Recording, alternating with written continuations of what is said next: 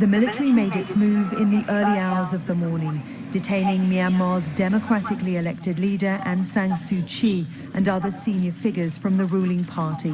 Suu Kyi's NLD government won November's election by a landslide, but accusations of electoral fraud led to tension between the civilian government and the military.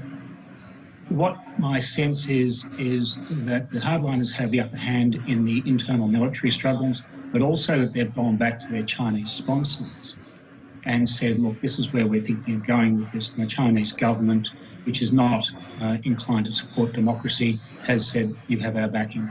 The political crisis began last Tuesday when a military spokesman refused to rule out the possibility of a coup.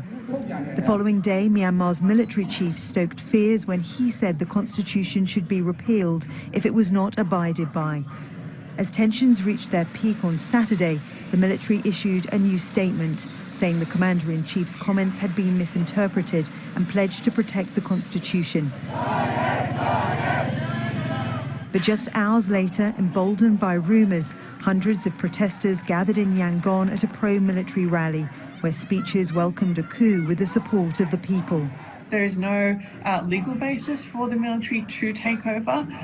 While the military may claim there are certain powers in the constitution that allows it to do this, that's very much open to interpretation, and it's fairly clear that in terms of a constitutional emergency, that power largely lies with the president and not with the commander-in-chief.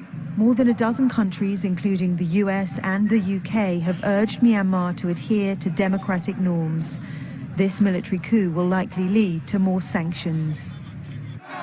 The NLD has called on the military to accept the will of the people and has asked its supporters to stay calm. On the same day a new parliament was due to open in Myanmar, the fate of the country's democracy is uncertain.